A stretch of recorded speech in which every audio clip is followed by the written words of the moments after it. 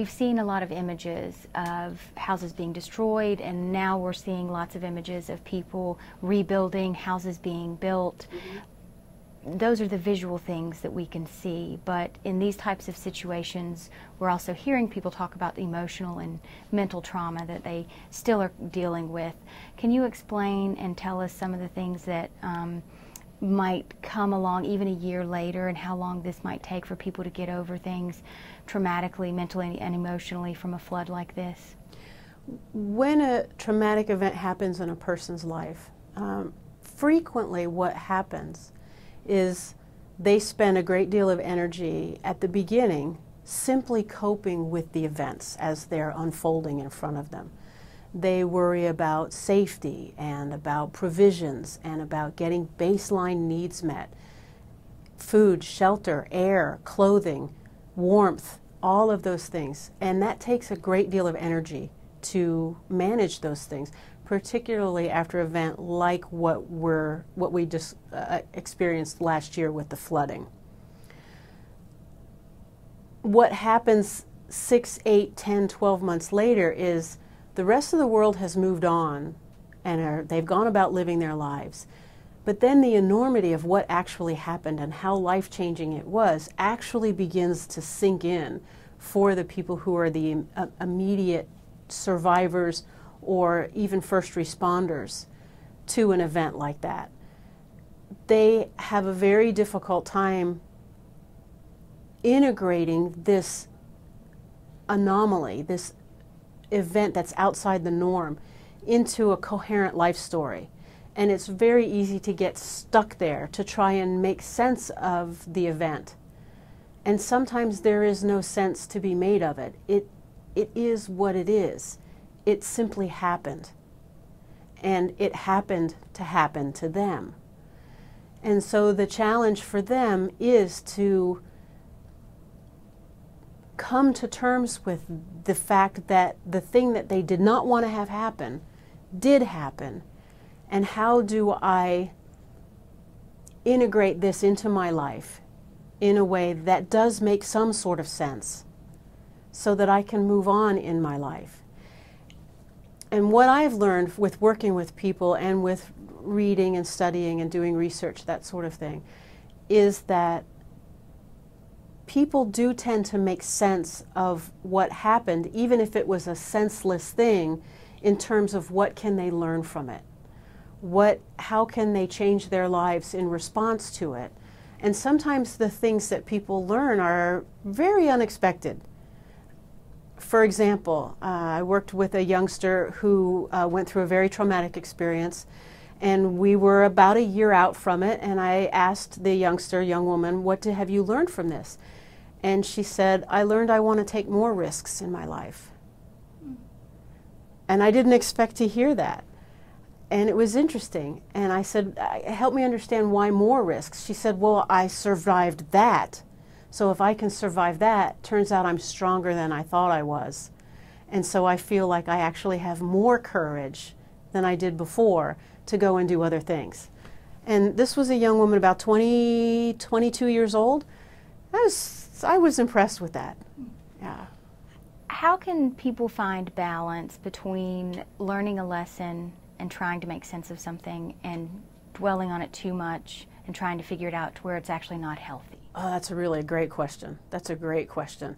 And I struggle some with that myself because I'm a professor, I'm a thinker, I'm very analytical in the way I go about my life. And so when something happens that doesn't make sense to me, I do invest an awful lot of energy trying to make sense of it.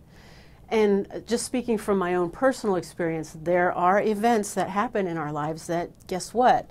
You're not going to make sense of it. You're just not. And so at some point, it's like kneading bread, like kneading dough for bread.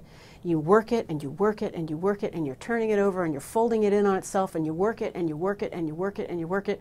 And then the texture of it begins to change. And then you realize, you know what, now I need to set it aside and let it rise. Just let it do its thing. And metaphorically speaking, I think that's what we do with events that don't make sense in our lives. We work them, we work them, we work them.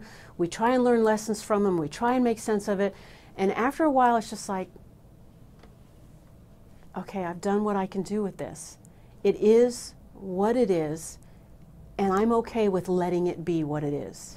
It seems like this might take a while It for does. individuals, especially with Yes. this particular case, because Yes. the physical recovery in Yes. homes is still ongoing. Right. And I think in particular for the children, and the children who had their families' homes were wiped away, or their schools, they haven't had the same schools for a while, and there's just no normalcy there.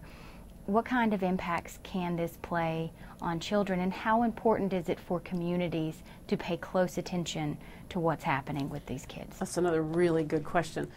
Children are actually much, much more resilient to dealing with an traumatic event than sometimes adults are. And the reason children are more resilient is because their cognitive map of the way the world works has not yet been set.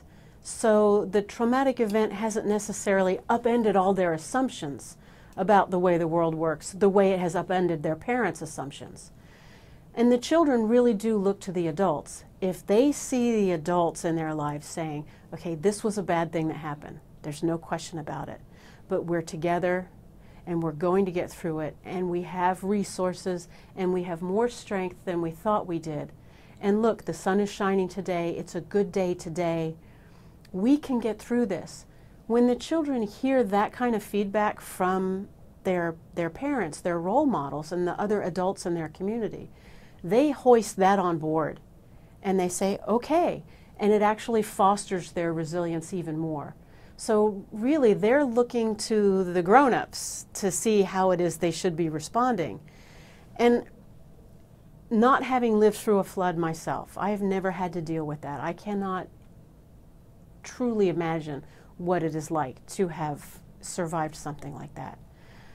But having been through some events that you wish you could turn back the clock and say, oh, I wish that never happened, you do find ways to say, okay, that did happen, and not necessarily but and it's a good day today, and we can continue to press forward.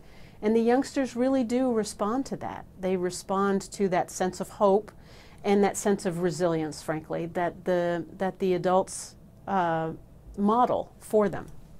And for children or adults, if you feel comfortable, who still might be struggling, as you mentioned would be Right. common even Right. a year later, Oh, sure. who are still struggling emotionally and mentally, do you have any encouraging words that you might have for them or advice? Well, I do. Our culture tells us we're never supposed to be sad. Our culture tells us that all things work out and they lived happily ever after. It's okay to be sad. It's okay to cry over these things because they are hurtful and they are painful. And it's okay to take a breath and say, but I'm still here. And I still have these people and these things and these memories and these strengths in my life. And I can take those and reinvest them in my life from this point forward. And from what I've heard from people who have dealt with this event firsthand, one of the things they've learned from it is that the community has come together much, much more, and people are much more willing to help one another and to make eye contact and to be supportive. And in some ways, it's, in a weird way, it's kind of wiped out the community and built the community at the same time. And that's okay too. That's a beautiful thing. And so if you can look for the good things in it, that is what you should spend your energy on. I hate to use the word should, but if you can find ways to focus on the positive things, that is to everybody's benefit. Yeah. Carol Smith, a counselor and professor at Marshall University. Yes. Thank you so much. You're very welcome. Thanks.